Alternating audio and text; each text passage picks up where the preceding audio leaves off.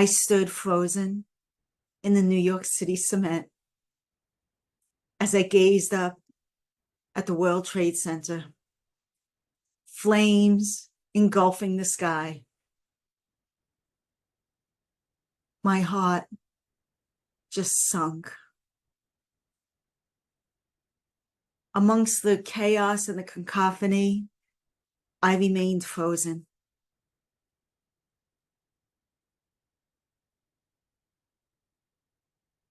It was 14 months of crying, 14 months of clinging, and 14 months of compromising. Until one morning in November of 2002, I looked at my lifeless eyes in the mirror. Welcome to the Cardinal Way for Men. My name is Ed Cardinal.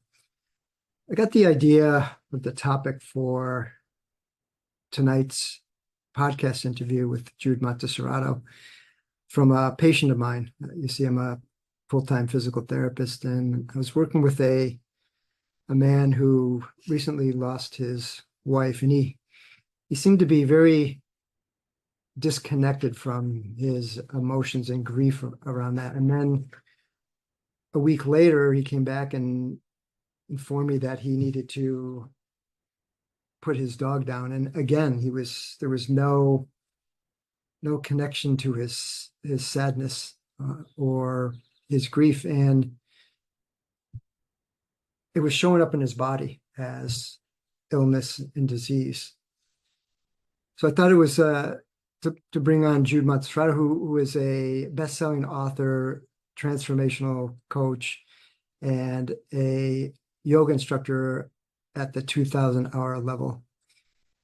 She also happens to be my wife. And she helps people in her coaching who are dealing with grief, with trauma, to help them live again. And there's a reason why she is able to do this, because she's lived it, she's been through it herself, and she has healed from it and continues to heal from it. It's a lifelong process. So, Jude, welcome to the Cardinal Way for Men podcast. Thank you. Thank you so much. Grateful for you having me here. So tell the men or women who are watching this podcast a little bit about your story, how you headed in this direction. Okay. As we know, life doesn't always go as planned. So I'm still blown away that I have been teaching yoga since 2006. So it's over 18 years. As Ed said, I have extensive training in yoga training, also in yoga therapy. I've helped thousands of people become flexible, not just physically, mentally, emotionally, and spiritually. I've been featured in a couple of magazines, one being More, which had touched millions of women. It was a women's magazine. However, I was not always living this way. It was a clear, blue sky September day. And John, the love of my life, and I were getting ready in our Brooklyn apartment. And we proceeded down to the express bus, as we usually did. It was like any normal day to travel into the city, as New Yorkers call Manhattan, the city. And we traveled into the city on the express bus. We walked to our respective corporate offices, exchanged I love yous and hugs, and proceeded with our normal day. And I was at my desk, having breakfast, checking emails feverishly, like normal. And then I heard this loud, thunderous sound.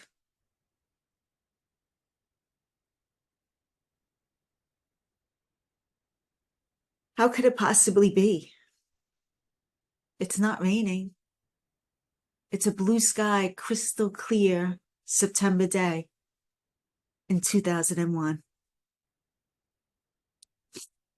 I proceeded 45 flights of stairs, even though they were saying, stay at your desk. Everything will be okay. I had to know what was going on. I stood frozen in the New York City cement as I gazed up at the World Trade Center, flames engulfing the sky. My heart just sunk.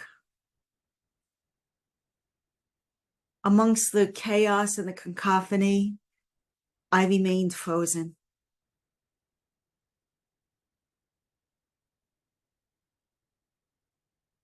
It was 14 months of crying, 14 months of clinging, and 14 months of compromising.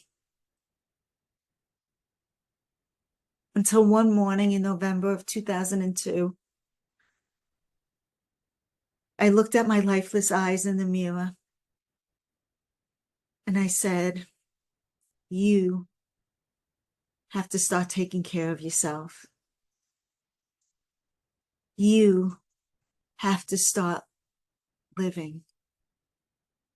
You have to begin to make changes.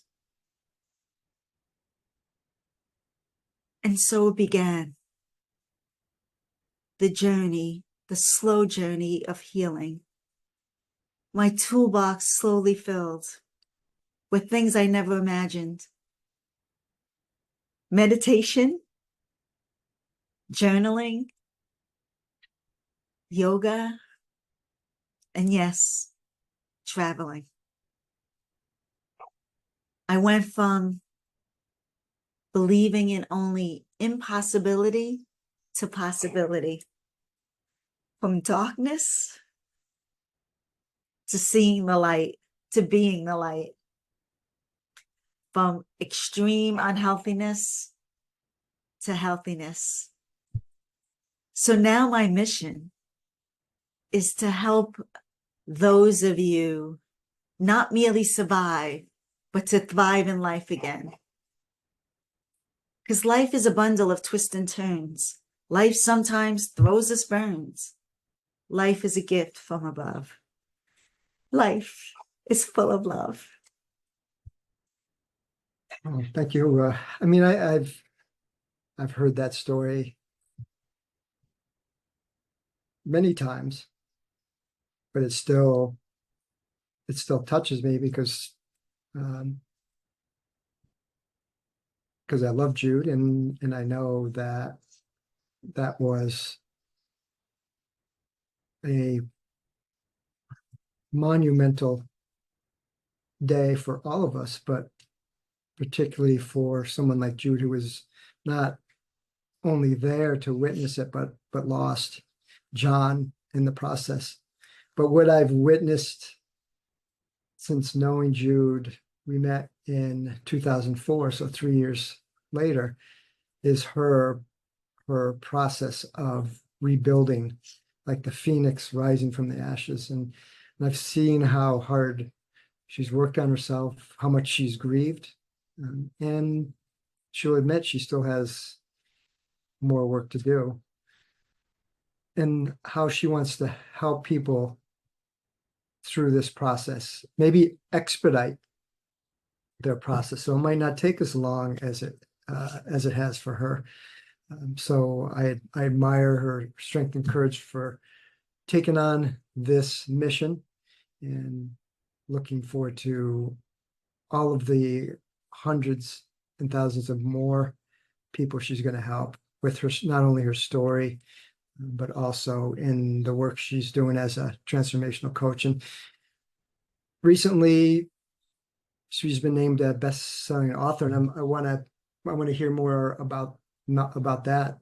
So how did that come about for you? Um, Thank you. Thank you for saying all of that. And yes, grief healing is a journey. It really is.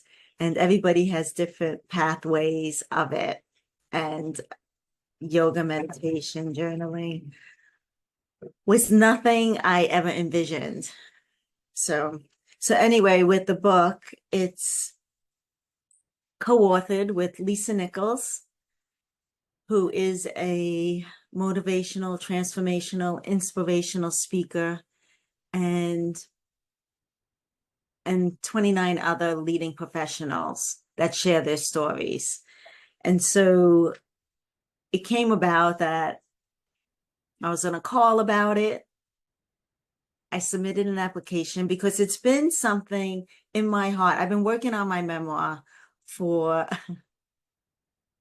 it came to me in 2014 to start writing my story. So I've been working on it since then. And this opportunity came up and I got a call after I submitted an application, and it started. It was last fall that it started, and my story is in here, a very short, condensed version of it. And the name of the book Yeah, absolutely. is Against All Odds, with Lisa Nichols, phenomenal Lisa Nichols, and like I said, other leading professionals. And the stories are just amazing. Just like it says, it's inspiring stories of tenacity, resiliency, and unyielding ambitions. So I highly recommend that you get a copy and live again. How can people purchase a copy? You can purchase it on Amazon.com. If you do, it will be Lisa on the front cover, which is beautiful. Lisa's an amazing person. If you don't know her, look her up. And then the 30 authors' pictures will be in the back, and then throughout, we each have our bio at the end of each chapter. If you want one with my picture, I'm going to be getting my copy soon, probably within the next week. You could contact me on my website, and I'll add you on to keep you posted. And Jude's chapter happens to be the second chapter after Lisa, so you don't have to go far before you read her chapter and her story. So Jude, let's go back to the beginning after 9/11, 2001. You spoke about how you were in the depths of despair for 14 months, and that wasn't it. It didn't end there. When you looked in the mirror and you saw your lifeless eyes, and what were some of the first steps you took to your recovery? The first one was that moment in the bathroom looking at myself, was making a decision. First the awareness, and then making that decision that I had to do something different because I couldn't go on the way I was going on. And then what did you do? So it's one thing to be aware. It's important to take action, as we know. Absolutely. So what were your action steps? Well, I feel and I believe once I made that decision, things started showing up. One was a philosophy school in the city recommended by a friend of mine. And philosophy school, I was like, what is philosophy school? What are you talking about? And it was basically about life and the way we live life and positivity and being conscious of what's around us. And so I started there, and then things started trickling in, like meditation. I started doing yoga despite the fact that I didn't want to do it. I got a feeling in my heart, honestly, that was do yoga. And I thought, oh, how can I sit in a room? Now, this was my perception of yoga. How can I sit in a room with a bunch of people oming, and that's going to help me in my healing process with grief? And that's not going to bring John back. And that's all I wanted. But I started practicing yoga, and that drew me in, and that drew me to meditation, and that drew the awareness of taking care of what I call my temple, right? That now carries my soul, right? And this is years, like Ed said, even though we met in 2004, Ed was extremely, extremely patient with me and supportive in my healing journey. That still continues. So I know, as you said, meditation, yoga.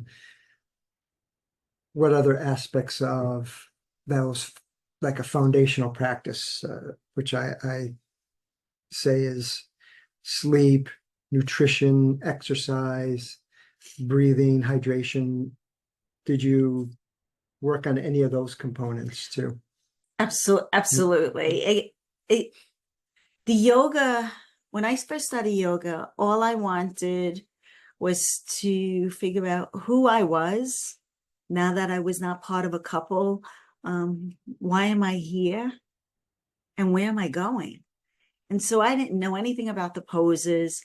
And like Ed said, it was the awareness. It brought so much awareness to my being, right? My thinking and what I was eating. And I always exercised, I always exercised and went to the gym. I was a gym rat. I'm a New Yorker. So you work all day, you go to the gym, you take a spin class and go as fast as possible, or you run on the treadmill, or you run outside.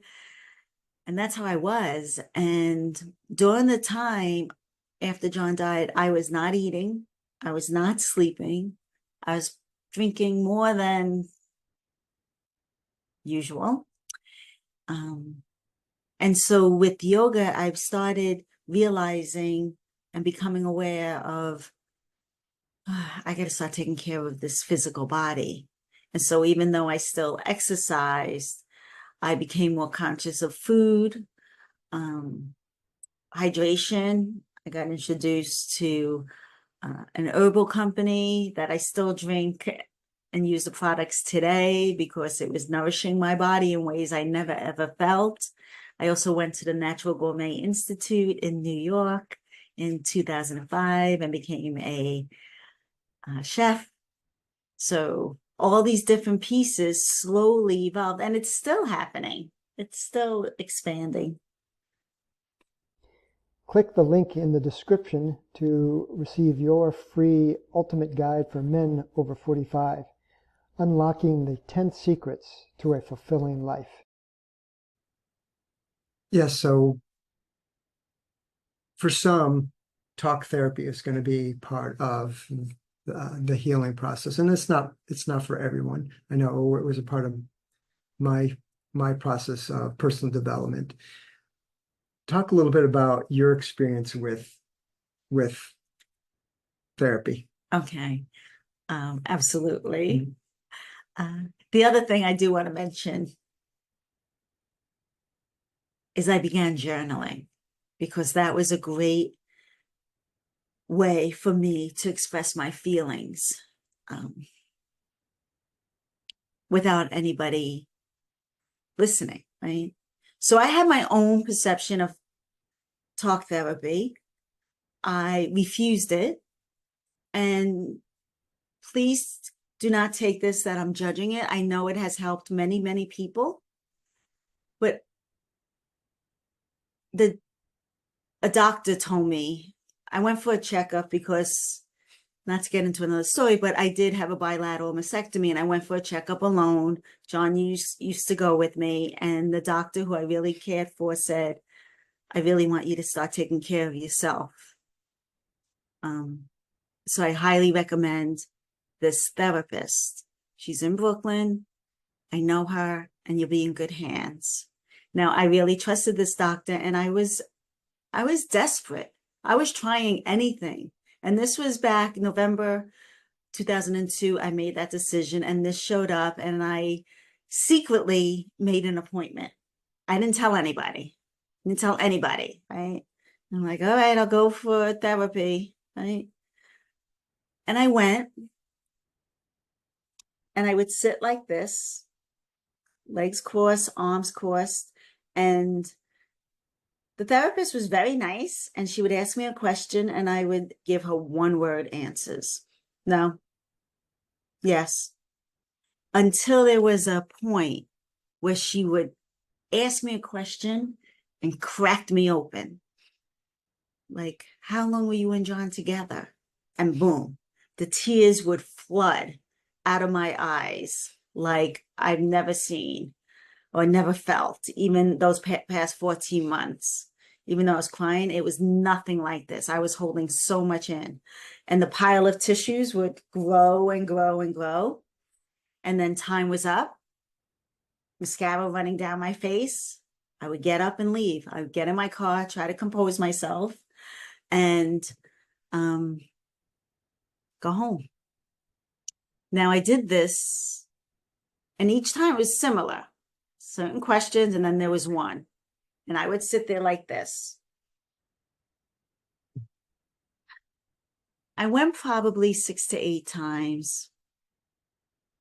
And I know people say I didn't give it enough time.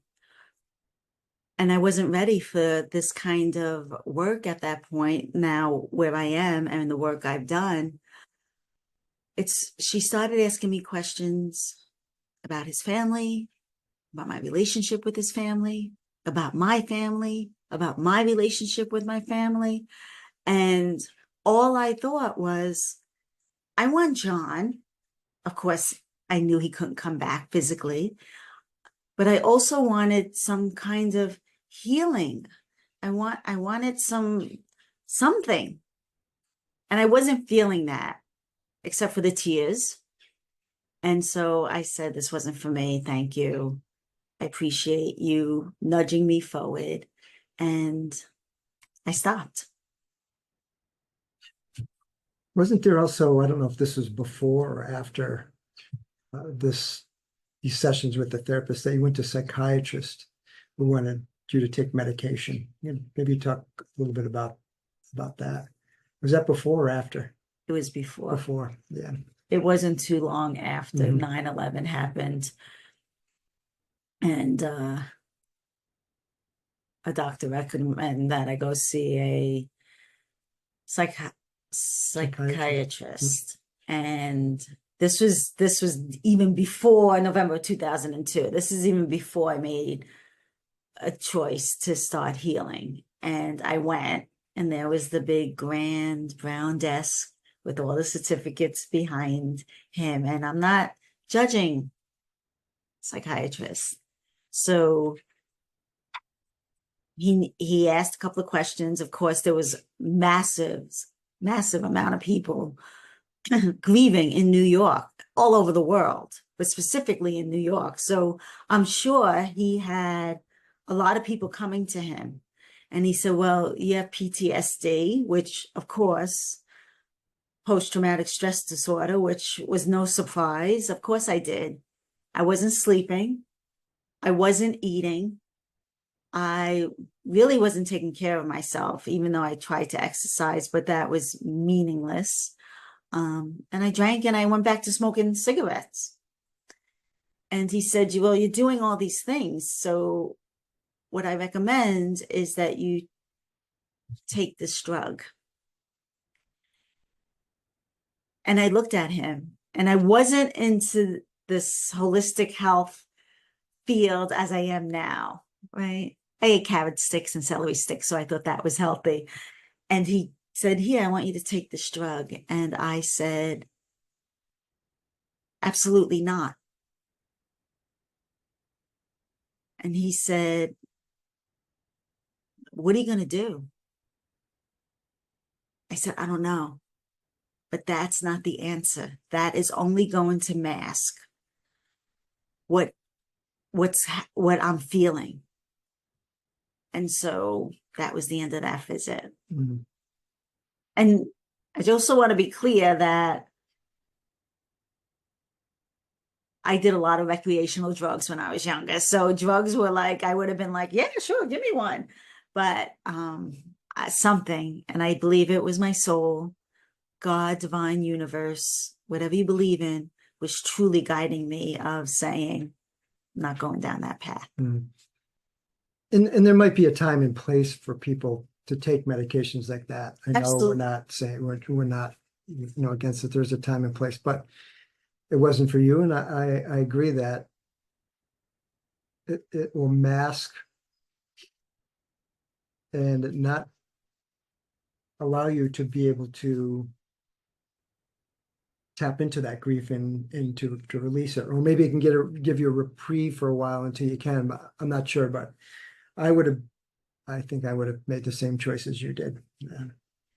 And one of the, I shared about my patient to open this podcast. And one of the struggles for men is that inability to express emotions and feelings because of our cultural conditioning. So it makes it particularly difficult for men who are grieving to be able to talk about their sadness, to express their sadness, because it's seen in our culture as a sign of weakness. But in fact, I see it as a sign of courage, and it takes a strong man and a strong woman to grieve, because it is not easy, as you know. So is there any words of advice you can give to men out there who are experiencing grief and not able to express it or deal with it? Yeah, I do want to say something before I answer that. Is I was masking my grief by drinking a lot more. I would get together with friends and family, and they were very supportive, but I was drinking a lot more, and that was masking what I was feeling. That's what I was used to, right? That was masking anything I was feeling, and smoking cigarettes, right? So what I would like to say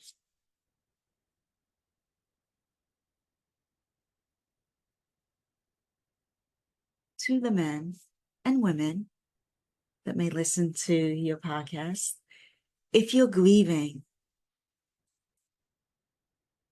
it's okay to feel that sadness and to express that sadness. It's okay to miss that person and talk about it with the right people, with the right people. Many people, what I learned because of my journey, when it's not talked about, grief is not talked about. So if you find the right community or the right person to support you and guide you and listen to you, that's what I would highly recommend, because it does, if we hold it in, it does affect our physical body and our wellness. It definitely does. So, and one other point I like to make, there's so many pieces of this, but one point I like to make is never, and I don't use never often, but never apologize if you feel like crying because you feel sad for the loss of your loved one. Let it out. Let it out. Because if you don't, as you said, a lot of men are masking with substances, uh, depression, suicidal thoughts, disease, illness, difficulties in relationships, abuse. So those are some of the ramifications of not dealing with grief. And there's a lot of, we're talking about grief because of the loss of a death. There's also grief around other losses, because loss of a job, illness, A home. loss of a home. I mean, there's a Yeah. lot of different reasons that we grieve. We're specifically talking about grief through the loss of a loved one through death. Although that process could be the same for all of the other reasons too. I'm sure there is a sort of a path that it follows. I remember taking a bereavement class in college, Elizabeth Kubler-Ross's stages of death, the shock, the denial, the anger, and then working towards the acceptance. Is there a time frame for grief? There isn't a time frame. And those stages, they ebb and flow. It's not linear. It's not like, oh, I got through the denial. Now I'm ready for the next one. It's my experience and people I work with. It's not that way. It's a roller coaster. It's like an ocean wave that ebbs and flows, and there's no timeline. John will be gone this September for 23 years. And as you see, the emotions still come up, right? I've come a long, long way, but yeah, it ebbs and flows. It's not,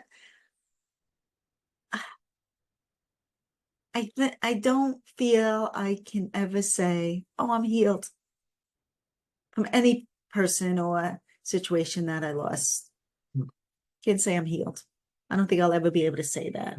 So there's no timeline. Like you hear, because time will heal. that I don't agree with any of that. Time will heal. I've had, friends say to me, it's like 2 years later, and I started saying at one point, how are you? And I would say, I'm miserable. I mean, I'm working on it. Or a year later, because I wasn't working on it. I'm miserable. They're like, still? It's only a year. You really got to do the work. So time doesn't heal it, the grief, the loss. I feel I had to make the choice and do the work, which is not easy, to heal, to continue healing. You bring up a good point, and you might notice our puppy Angel behind. He's an angel. Yeah, it's a great name. That was his given name before we got him, but it's he's hanging out here with us, and it's actually time for his second helping of dinner. So he's hanging out, getting ready to. He wants us to let him in, but Jude, you brought up a good point about finding people who are safe to talk to, because not everyone is comfortable. Death in our culture is seen as taboo. We do everything we can to avoid it, and we don't like discussing it because it's uncomfortable. And I'll never forget these two women I went to high school with, and they both lost their mothers, and they said they would go to, they go out together, and people would avoid them because they knew that they lost their mothers, because people didn't know what to say, or they were uncomfortable with that death in their own lives. And so I'm sure you experienced all sorts of reactions in your lifetime so far after John's death. Yeah. Can you share any of them that really kind of jump out? The tilt of the head when they saw me before they even said hello. The discomfort when I started saying that I'm miserable. People didn't know what to say. Sometimes the avoidance. Sometimes people will bring up his name and then apologize for saying his name and talking about him. And that's one thing I wanted to hear about, was him and his stories about him, to keep his spirit alive. So there's so many ways of people not knowing what to say, just like myself, even throughout losing several people before John, not knowing what to say, not knowing how to process it. So yeah, there's a lot of things said that made me angry. And then I would go home and journal about it. And that was a way for me to process it. For many years, Jude created this golf outing, and that only just recently ended when we, I think around COVID and before we moved down here. But for me, so every year in Brooklyn, all of his friends would get together from all parts of his life, and I got to know John through that golf outing, and it was a great opportunity for the men and also the women that showed up to this event to talk about John and to reminisce. And he was quite a character, and he had friends from kindergarten there, and they all had nicknames, Cricket and Snake, and they also called each other by their football jersey names. John was number 80, A80. But that was a great opportunity for these men and women to reminisce and remember the good times. But I think it helped in the grieving process to be able to do that. Like you said, not being able to talk about the loved one you lost is not healthy. It's good to talk about them and remember. Absolutely. Absolutely. And may I say something about the Sure. golf outing? When I wanted to do that, it was purely in memory of him and getting all his friends and family together. What I didn't realize was how healing and effective it would be for me on my journey. I knew a lot of his friends. I mean, some of them I knew just from the stories, like he would play cards and I didn't go play cards, right? He had different pockets of friends, and of course, golf friends. Like he was a golf crazy person. But what came out of it for me was I got close to some of his friends and got to know them more. And we built this bond together, and it was so beautiful. And some friends that I knew about that I moved out of Brooklyn, but then came to his golf outing, I got to meet in person after his death and then hear other stories from them. So there was that huge gift and blessing amongst all of us, including me. In closing, is there anything you'd like to add before we wrap things up that might be helpful for men watching this about their own grief process? What I would like to say to men is I have a lot of strong masculine traits. And one was be a tough girl, be a tough New Yorker. Don't show your feelings. Keep it all in. And as Ed said, I feel many men do that. And so my one recommendation is to find your path, find your person or community to support you, that you can let it out, because you can live again and thrive in life. If someone wanted to get in touch with you, contact you, how could they do that? The best way is to go to my website, which is my name, Jude, Jude. The last name is Monteserrato. It's MonteSerrato.com. And you can fill out a form, and I'll be happy to be in touch with you. You can set up exploration call with me if you'd like to have a chat with me. Well, thank you, Jude. It was, as I expected, very, very informative, and so proud of the work that you're doing and the many, many people that you're going to help through your transformational coaching, but also through the chapter in this book and at some point your memoir. So thank you. Thank you, Ed. Yeah. Love you. Love you. If you enjoyed this video, check out my other video on steps men can take to deal with trauma.